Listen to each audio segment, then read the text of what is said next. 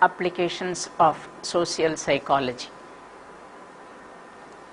Social psychology can be applied in every walk of life, because when we define social psychology, we say that social situation involves the actual as well as implied presence of others.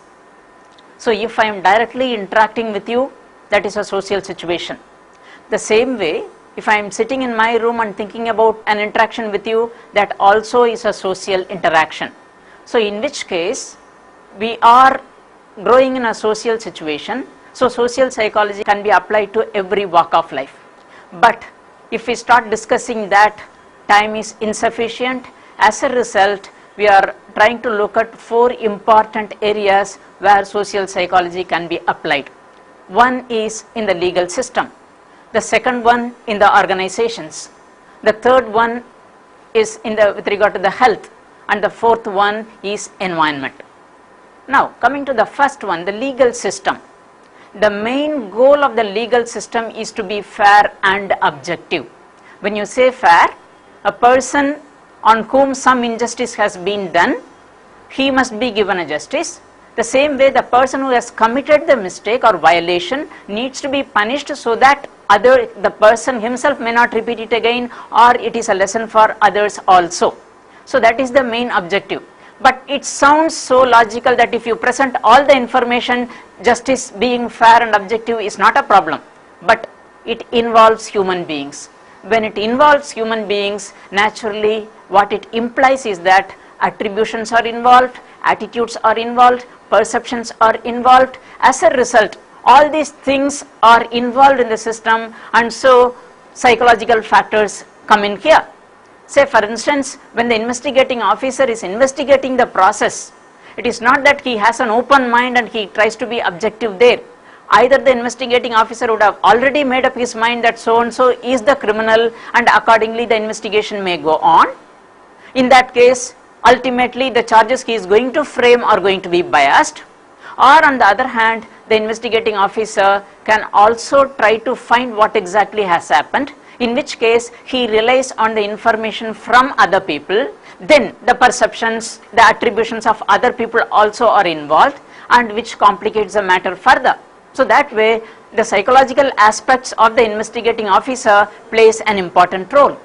Then the second one is the media publicity, because when the crime is committed, it is reported in the media in various ways. And when it is presented in the media, people who read that, people who listen to that, form their own opinions, impressions, etc. So when the media publicity says that so and so has committed the crime, then people come to believe that this person has ultimately committed the crime. So it is purely the belief of the people that comes in here. So media publicity again has its own role in all these aspects, because for the reasons of sensation and other things, sometimes information is twisted, or the reporter's own attributions, perceptions also come in, and as a result biases are likely to occur. So we have to take that into account. The third one is eyewitness testimony, in the sense when a person who has seen the crime personally says that, well, I have all the information with regard to that, then does it mean that eyewitness testimony is 100% reliable? Psychologically, no. Because from the moment the act is committed till the investigation, well, there are many things that would have happened in between. And as a result, what can happen is biases may occur. Because the eyewitness testimony, when he stores the information, there are certain important processes that take place. One is acquisition of the information. The second one, processing of the information. The third one, storing the information and retrieval. Now what happens when the information is acquired? He takes in only certain amount of information. We don't take in all information. So he takes in only certain type of information, which especially mostly may be negative in nature, in the sense, then in that sense he ignores the positive, so he is one-sided with regard to his approach. So when he stores the information, he stores only those salient negative aspects, and later on when he has to retrieve, again the post-trial scenario, the individual would have forgotten some of them. So there are gaps with regard to that, but these gaps may be filled up with regard to the intuition, which may be right or which may be wrong. So in that sense, eyewitness testimony need not be 100% accurate in nature. And people also change their perceptions in accordance with situations also. Like when a person has been caught and says, well, he is a thief, and people who are around him says, well, the way he looks at it, I thought that he would have been the thief. The same way, if it is opposite, when people say that he has not done it at all, then immediately people say, well, his face looks innocent, I thought that he would not have committed. And accordingly they change in accordance with the situation. They are not objective in nature. So in all these aspects, psychological process come in. Now when it comes to the courtroom, what happens here? Because there are two advocates involved arguing for both the sides, in which case their goals are entirely different, and as a result the way they argue their case is going to be different in nature. One person will say that he has not committed the murder, the other opposite side will say he has committed the murder. So there are two types of arguments here. So here the type of argument of the advocate plays an important role. That is why sometimes people try to fix up a famous advocate rather than an ordinary person, because they know that he will argue well and as a result the case will win. They don't say that he will present the facts well, he will argue well. That is what it is. So that way their way of arguing things is convincing in nature, which will have an impact on the judges also, because judges are also human beings. So they also have their own perceptions. Then the forcefulness of the advocate's arguments, then they would have read the news in the media, etc. So all these things can play an important role with regard to the perception of the judges, and as a result the judgment is likely to be affected by all these factors. As a result, considering these important facts, psychology plays an important role in the legal system. Now the next one is the workplace. The workplace we consider as a significant area because this is one of the important areas which takes a major portion of an individual's life. An individual works for about 20 to 30 years in his lifetime, and so the type of experiences he gets will have an impact on the personality of the individual. Not only that, right from the beginning the individual is selected for the job. When he is selected, there you administer the test taking behavior. When the test taking situation is relaxed in its atmosphere, then the individual may be relaxed and try to do the maximum. On the other hand, if it is a situation which causes irritation or anxiety, etc., that may affect the response. And based on the response, we are going to do the scoring and then say this person has a low ability, which actually may not be the case. It is because of a defect in the test taking situation which ultimately affected the behavior of the individual. The next one is the job interview. When the interview is conducted, again the idea of an interview is to choose the best person for the job, and we try to gather the individual's knowledge, the skills, the previous experiences, etc. But in these cases the interviewer's expectation as well as the appearance of the interviewee also plays an important role here. So if the interviewers expect that this person is going to do well, they are likely to be more favorable in rating the person. Whereas if the appearance is shabby, which has an impact on the interviewers, well, it may have a negative impact on the rating process. As a result, psychological aspects are involved here. Then the next aspect is when the individual is taken in the job, the person has to be socialized in the job situation, because the person should know what is the culture here, how is the boss, how are the subordinates, how are the colleagues, etc., and what is expected of him. So he has to be oriented toward all these aspects because they play a vital role. Again, psychological factors come in here. That is why it is said that the first job interview is compared to that of a first love affair. Because if the first love affair happens to be smooth, happens to be pleasant, etc., the person will have a favorable attitude toward love in general. On the other hand, if it happens to be an unpleasant affair, then in future the individual may be afraid of a love affair at all, and his attitude toward love in general will be negative in nature. The same way, in the first job experience, if the boss is supportive in nature, if the colleagues are friendly in nature, if the subordinates are cooperative in nature, then the individual will have a favorable impression of job as well as authorities in general. Otherwise, what will happen is, if the boss is not supportive in nature, that may develop a negative attitude toward the boss.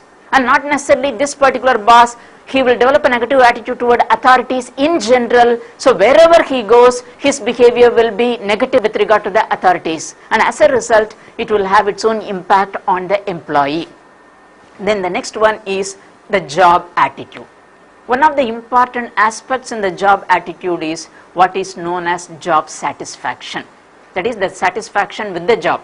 Satisfaction with the job is not influenced only by the pay or the salary alone. That is what many people think. If the salary is high, the employee is likely to be happy, but that is not the case, because nowadays we see that people giving up a job with a higher pay and taking up a job with a lower pay, which means they are looking for something else rather than pay as such. So pay is not the only factor. So there are the job factors, but there are individual factors also, where the individual adores his job, and so he spends more time, he wants to enhance his efficiency, and as a result he can contribute for the welfare of the organization as well as the society at large. And so there are psychological factors involved here.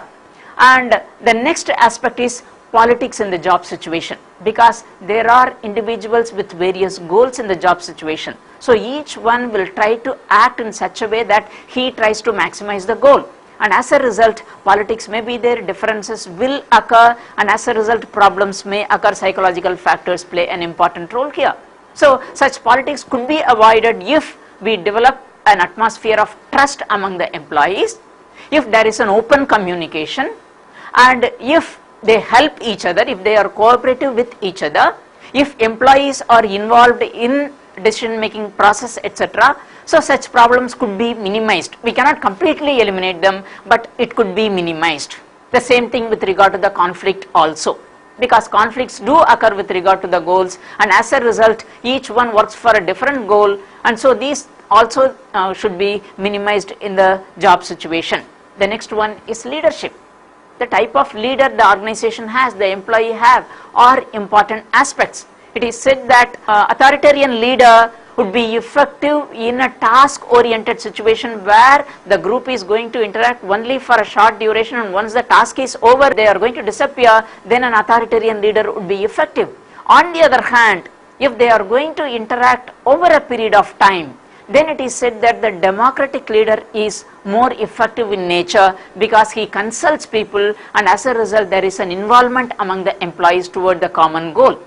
So as a result, leadership plays an important role. So it is in that aspect, there are many psychological factors involved in the job situation. So social psychology plays an important role in all these aspects, because as you know, in social psychology we talk about attribution, we talk about attitudes, we talk about prejudice, we talk about group dynamics, etc. So all these things can be applied to the organizational setting also. Now coming to the third aspect, the health. When you say health, one is likely to assume that, or you may raise a question, sir, it is a province of a medical man or a doctor, why should we talk about that?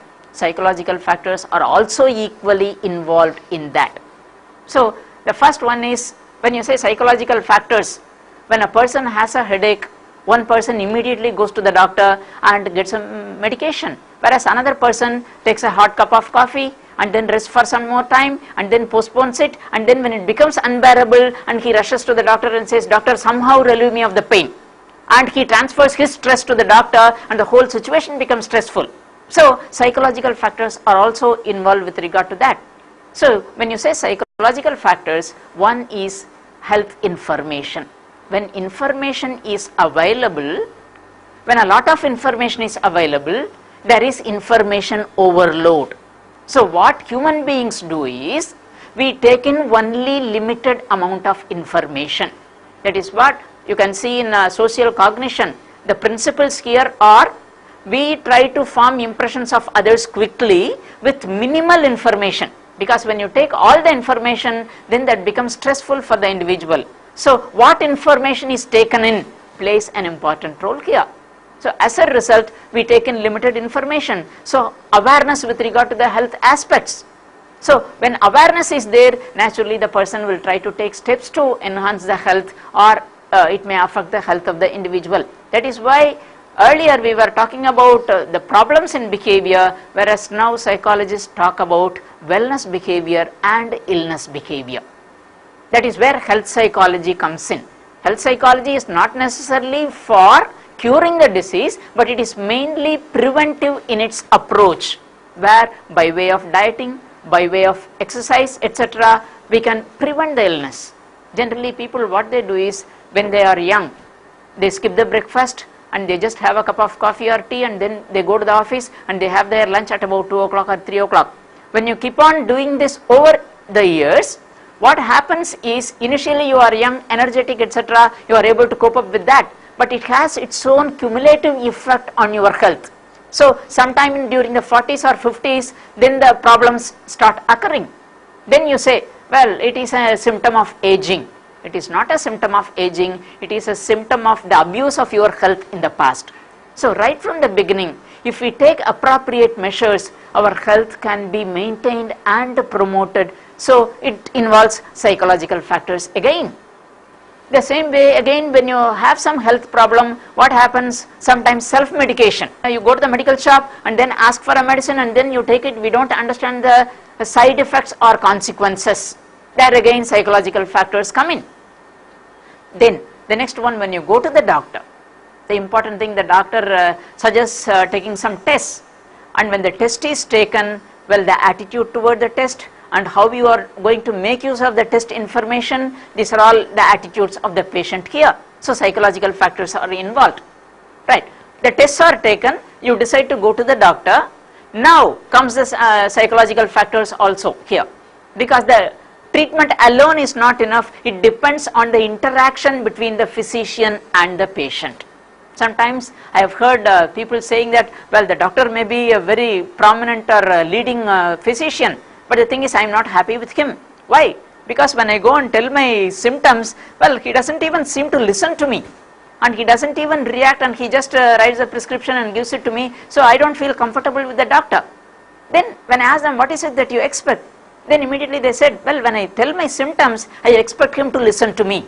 Well, the physician would have listened to him, but since there was no expression on the face, that gives a wrong impression in the patient that he has not listened to the patient.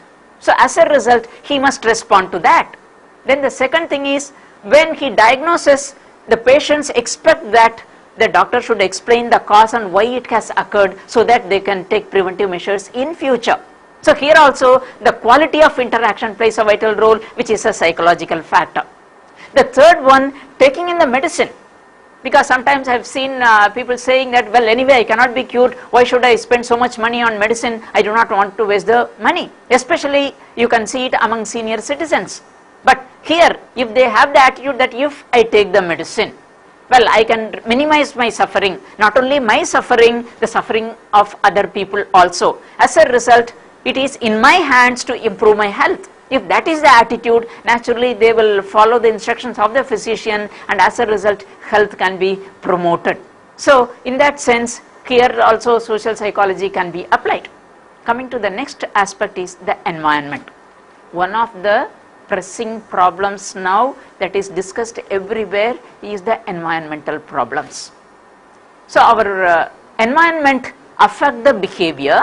The same way our behavior also affects the environment. It is mutual in nature, and that is where psychological factors come in. When you are in a very hot climate, or when you are in a crowded place, you don't feel like doing an activity like preparing an examination for an examination, etc. So as a result, the environment certainly affects air pollution, noise, all these things. The same way our behavior affects the environment. Say for example, deforestation is the behavior of people, which is causing many environmental problems now. And not only that, it is the attitude, and the attitude, healthy attitude, a positive attitude toward the environment should be translated into the skills, so that there will occur pro-environmental behavior. So changing attitude alone is not enough, it should be translated into behavior also. That is where environmental education alone is not sufficient, but people should be made to follow them. That is an important factor. So the attitude, like people go abroad, go to Singapore for example, and come back and they describe how beautiful Singapore is, how clean Singapore is, but while they are describing how clean Singapore is, they are throwing papers around them. So when you are able to admire the cleanliness in Singapore, why don't you follow it here? When you pose the question to the individual, the person says, well, if I alone change, will the whole India change? So as a result, I don't do that. Well, first you change, then you can expect others to change. So as a result, when you are able to appreciate something, you must be able to, so we must develop a positive attitude toward the environment. We must have an attitude that we must protect the environment appropriately so that our life could be enriched. And when the attitude comes, then practice it in day-to-day life, only then it will be developed into a skill. So that is where I say that teaching alone is not enough, because when you teach it in the class, the student may explain what are the various environmental problems, the student may say what are the various causes of environmental problems, etc., but that doesn't bring in the necessary skill. So what needs to be done is practice it in your day-to-day life. Like when you get a candy to the child, when the child takes the candy and eats, throw the wrapper in the hall, tell him to put it in the dustbin. So that way, when you practice it in the day-to-day life situations, that is translated into a skill, and which will ultimately lead to pro-environmental behavior. So there is the environmental cognition, that is how we understand the environment. There is attitude toward the environment. So there are various aspects involved here. So it is in that sense, psychological factors are also involved, and that is why a new branch called environmental psychology has come in. So this is a branch which studies the relationship between the environment and the behavior, and how mutual they are, and how psychologists can help in promoting pro-environmental behavior. So as a result, psychology can be applied to a wide variety of situations. Here we have seen certain important aspects. Otherwise, psychology has a very wide scope.